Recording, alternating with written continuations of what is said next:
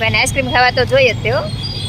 ભીંડાના શાકમાં છે ને ક્યારે મીઠું પહેલાં નહીં નાખવાનું, એકદમ કોરું અને અલગ અલગ શાક થાય ને શાક. હેલો મિત્રો, સ્વાગત છે તમારું પરથી એક નવા વિડીયોમાં. બધાને સીતારામ, જય શ્રી કૃષ્ણ, જય માતાજી. કેમ છો કમેન્ટ કરીને જણાવજો. અને આજે આપણે બ્લોગ બનાવીએ છીએ પોણા એક, જો પોણા એક થઈ ગયો છે ને અત્યારે જમવાનું પણ બનાવી નાખ્યું છે.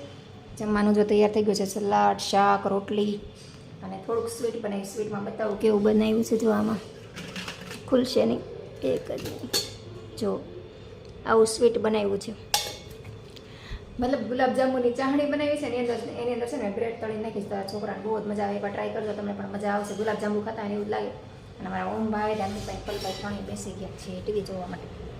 અહીંયા જુઓ,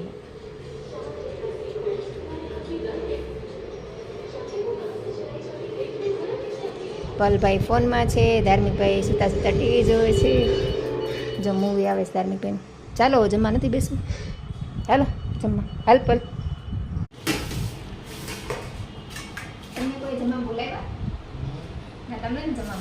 બપોરે છે ને જમી કરીને સુઈ ગઈ હતી. નાસ્તો મને નીંદર આવી ગઈ તો અત્યારે જ જાગી છે. મોડું મોડું ધોઈને ફ્રેશ થયા. અને કપડાં તો મારે છે ને રોજ જાગીને સંકેલાનો જો કપડાનો ઢગલો રોજની જેમ પડ્યો છે તો રોજ હું છે ને બપોર કપડાં લઈ લો, પણ જાગીને પછી સંકેલું કેમ કે 2 અઢી વાગે નવરી થાવ. અને મારા ઓમભાઈ પલભાઈ બધા જો ફોનમાં પડ્યા છે. આમ જો જલસા છે અહીંયા તો. પણ અમારે પલભાઈને ધાર્મિકભાઈને ને આમ ઓમભાઈને બધા ફોનમાં જ તે ગા ફોનમાં મજા આવે. 3 જણા છે કંઈક રમતા હોય તો હે પાછા તમારો પલભાઈને તો ફોનમાં જ હોય આખો દી. જ્યારે પછી હું ખી જાઉં પલને તો હું ફોન મારે ઘડીક વાર તો હું ફોન લઈ લઉં. મારા ફ્રેન્ડનો છોકરો છે એટલે મસ્તી કરું ને યાર, ઘડીક વાર ફોનને એવું લઈ લઉં. તો ચાલો આજે છે ને જવું છે ડીમાર્ટમાં, થોડુંક કપડાં ધોવાનું લિક્વિડ ને થોડુંક લઈ આવું. ધાર્મિકભાઈને અત્યારે રજા છે, પછી મારે ઘર સારા કરવાનો વિચાર છે, પણ ઘર સારા કરવાનો ટાઈમ નથી રહેતો. કેમ કે 12-2 વાગે તો નવરી થવું છે સવારનું કામ પતાવીને.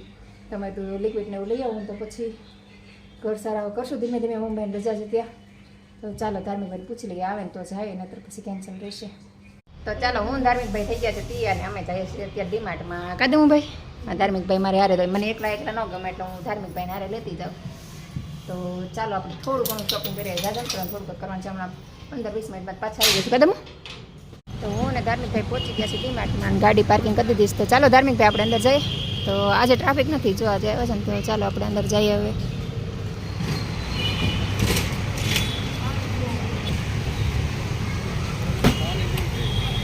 આપણે આવી ગયા છીએ બહાર.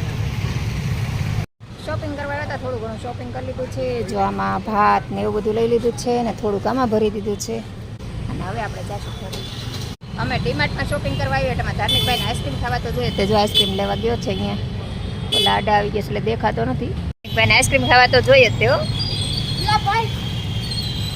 શોપિંગ કરીએ ને હવે આમ આવી ગયા છે અહીં શાકભાજી લેવા. જો અહીં શાકભાજી છે જ મેં રસ્તામાંથી લેતી જાઉં. જો અહીંયા હું ધાર્મિક ગયા હતા ડીમાર્ટમાં શોપિંગ કરીને અત્યારે આવી ગયા. અને અત્યારે થઈ ગયા છે 7. અને જો આટલું એક થેલી શોપિંગ કરી એવા છે. એક થેલી સાબુ અને લિક્વિડ ને એવું બધું લઈએ. આમ તો ડીમાર્ટમાંથી બહુ ઓછું શોપિંગ કરું, મતલબ એમાંથી સાબુ ને એવું બધું બહુ સારું પડે, સસ્તું પડે. બાકી અમુક વસ્તુ છે ને પાછી બહુ મોંઘી પડે. જેમ કે ખાંડ ને એવું લઈએ ને તો ત્યાં 2 રૂપિયા સુધી મોંઘી પડે. અહીંયા આપણે 33 રૂપિયા મળે તો ત્યાં 45 રૂપિયા ને 46 પૈસા લાગે છે, એવું કંઈક છે. તો અમુક વસ્તુ સસ્તી પડે, અમુક વસ્તુ મોંઘી પડે, તો આપણે જોઈને પછી લેવું પડે. અને શાકભાજી પણ લેતી હોય. આજે ગુંદા પહેલી વાર લઈ આવી અને કાકડા કેરી લઈ આવી છું અથાણું બનાવવા માટે. તો ચાલો હવે આપણે દિયાબત્તી કરીને પછી રસોઈ બનાવી નાખીએ ફટાફટ. અને મારા મમ્મી ધાર્મિકભાઈ ધાબી ગયા. ચાલો આપણે જોઈએ શું કરે છે. બેઠા છે ત્યાં પવન આવે મસ્તનો તો બેઠા છે. આ જો ત્રણેય આમ જો ઉપર ચડીને બેઠા છે. પલ નીચે બેસતો, તું નીચે બેસતો, ઉતર નીચે, ઉતર ત્યાંથી પાણી ઉપર ન બેહાય. અને હાલો નીચે હાલો. જો કેવા બે ગયા સગાસી ઉપર. અને પવન આવે સરસ મજાનો ઠંડો ઠંડો. જો બહુ મસ્ત પવન છે. ને આ છે અમારા અગાસી પરનું લોકેશન. કોઈ અગાસી પર નથી અમારા સિવાય. ધૂળ કેટલું થઈ ગયું સમજો. હું બનાવું છું ત્યારે ભીંડાનું શાક ને રોટલી. છોકરા રોટલી ખાઈ રોટલી નકર ભાખરી. હવે તેલ મૂકી દીધું છે. લસણની કટકી કરવાની ભૂલાઈ ગઈ છે. સીધે તેલમાં નાખી દઉં. કેમ કે ભીંડાનું શાક હોય ને તો એમાં લસણની કટકી વધારે હોય તો જ સારું શાક થાય, નકર શાક ન સારું થાય. લસણ ન ખાતા હોય તો નાખે. લસણની કટકી નાખી તો ટેસ્ટ બહુ સરસ આવે. મારે લસણ બહુ બધું જોઈએ. જીરું નાખી દીધું, હિંગ નાખી દીધી લસણ ભૂલાઈ ગયું સોરી હિંગ નાખી. હવે આપણે ભીંડો વગર નાખીએ. ભીંડો એ ધોઈ પત્તા ટમેટા હળદર નાખી દઈએ. ઘણા લોકો છે ને એવું કહે છે કે ભીંડાનું શાક છે ને અમારે ચીકણું થાય છે એમ. તો જે લોકોને ભીંડાનું શાક ચીકણું થતું હોય એને ખાસ કરી ભીંડાના શાકમાં છે ને ક્યારેય મીઠું પહેલાં નહીં નાખવાનું. ખાલી વઘાર કરીને હળદર નાખી દેવાનું અને પછી શાક ચડી જાય ને પોણા ભાગનું શાક ચડી જાય ને પછી તમારે મીઠું નાખવાનું. તો શાકમાં તમારે ક્યારેય ચીકણાશ નહીં થાય ને લાડુ નહીં લાડુ બહુ હાલે ભીંડામાં તો લાડુ નહીં થાય ક્યારેય. તો મેં વઘાર કરી નાખી હળદર નાખી દીધી મીઠું નથી તો હવે આપણે આમ ચડવા દઈશું અને ખુલ્લું ચડવા જાય ઢાંકવાને ઢાંકવું હોય તો તમારે થોડુંક ચડી જાય ને પછી ઢાંકવાનું. પેલા તમને તેલમાં તેને ચડવા દેવાનું તો તમારે ક્યારેય ભીંડાનું શાક ચીકણું ન થાય એકદમ સરસ. હોટલમાં કેવું કોરું શાક બને એવું કોરું શાક બનશે. તો ચાલો આપણે લોટ બાંધી દઈએ અને લસણવાળું મરચું ખાંડવાનું છે એ પણ ખાંડી નાખીએ. આમ તો હું રેડીમેડ જ રાખું છું પણ લસણવાળું મરચું પતી ગયું છે ચાલો આપણે ખાંડી નાખીએ લસણ ખોલ નાખી થોડું. તો આપણે અડધું શાક ચડી ગયું તો હવે આપણે એમાં નમક નાખીશું. નમક તો તમે ઉપરથી નાખો તો ચડી જ જવાનું હોય સ્વાદ પ્રમાણે નમક એડ કરી દેવાનું. હું સિંધવ નમક વાપરું છું એટલે થોડું વધારે નાખવું પડે. તમે સાદું નમક નાખતા હોય તો ઓછું નાખી અને તમે છે આટલું બધું નમક નાખે છે. અને ધાણા જેવું છેલ્લે નાખવાનું અને લાલ મરચું કે ખાંડેલું એ છેલ્લે નાખવાનું શાક ચડી જાય ત્યારે. એટલે તમે ધાણા જેવું પહેલાં નાખશો ને તો તળીએ ચોટી જાય. ધાણા જેવું ઉપરથી નાખવાનું મરચું ઉપરથી નાખો ને એટલે તમારે મસ્ત આમ એકદમ મસાલેદાર શાક થાય. હવે ચડવા દેવાનું હવે આને ઢાંકી દેવાનું. આપણે નમક નાખીને હવે આને ઢાંકી દેવાનું. હમણાં શાક બની જાય પછી તમને બતાવું છું.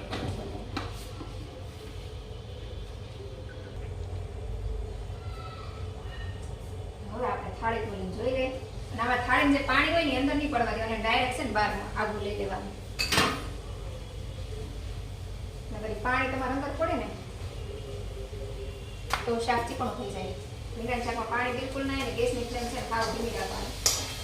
શાક છે ને હવે પડી ગયું છે તો હવે આપણે અંદર નાખી દઈશું ધાણાનું જીરું અને ખાંડેલું મરચું. આમાં લસણની કટકી નાખી એટલે તમે ખાંડેલું નાખો સાદું મરચું નાખજો તો એ હાલે. તીખું તમે ખાતા હોય પ્રમાણે નાખી દેવાનું.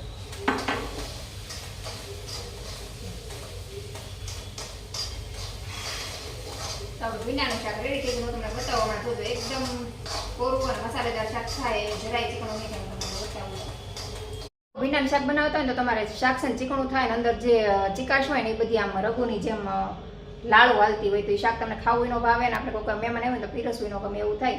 તો ચાલો તમને આજે પરફેક્ટ શાક બનાવીને બતાવું. તો જો તમે એકદમ ચીકાશ વગરનું શાક છે. જો તમને એક મિનિટ હલાવીને બતાવી દઉં શાકને. જો શાક તમને સહેજે એટલે સહેજે ચીકણું નહીં લાગે છે ને એકદમ કોરું અને અલગ અલગ શાક થાય ને શાકે જો મસાલેદાર થશે ને શાક ખાવાની પણ મજા આવે એવું મસ્ત મજાનું શાક બન્યું છે. તો તમને મારી ભીંડાની શાકની રેસીપી કેવી લાગી કોમેન્ટ કરીને જણાવજો. અને તમારે ભીંડાનું શાક ચીકણું થાય છે કે મેં બનાવ્યું એવું જ થાય છે એ પણ મને કોમેન્ટ કરીને જણાવજો. અને ધમલાભાઈ અમારા મજાક મસ્તી કરવા આવી ગયા છે. અમે ધમભાઈ આવી ગયા. ધમભાઈને ભૂખ લાગી છે. કદમ ભૂખ લાગી છે ને હાલો જમવા બેસી જઈએ. હો ભાઈ અત્યારે 8:15 થઈ ગયા છે. આજે મોડું થઈ ગયું કદમ ભાઈ એટલે ધમભાઈને ભૂખ લાગી ગઈ. હાલો જમવા બેસી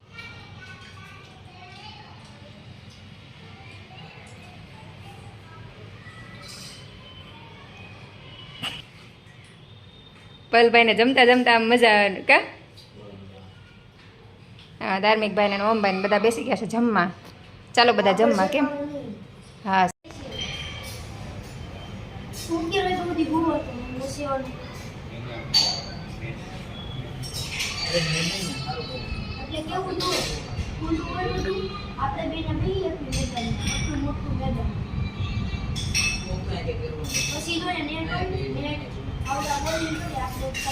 છોકરા જમીન બેસી ગયા બહાર પવન ખાવા. તો બસ આજનો દિવસ આપણો આવો રહ્યો. તો આજનો વિડીયો આપણે અહીંયા જ પૂરો કરી દઈશું. તો વિડીયો પસંદ આવ્યો હોય તો લાઇક શેર અને સબસ્ક્રાઈબ કરવાનું ભૂલતા નહીં. તો ફરીથી મળશું કાલે એક નવા વિડીયો સાથે. જય હિન્દ, જય ભારત, ગુડ નાઇટ, સીતારામ.